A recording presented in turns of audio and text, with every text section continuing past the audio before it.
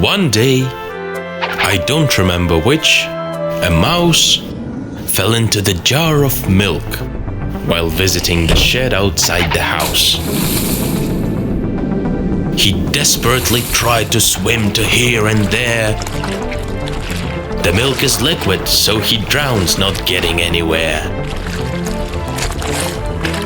The mouse swims in the jar, for he cannot just stay and wait.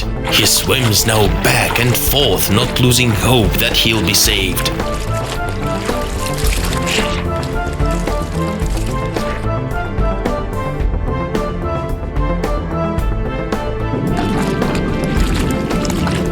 His efforts didn't die in vain.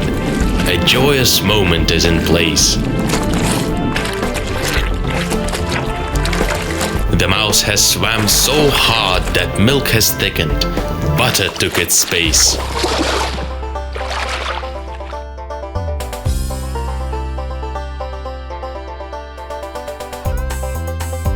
Now he's not drowning anymore. He proudly places on the butter both his feet. He jumps down from the jar and runs to where his heart can lead.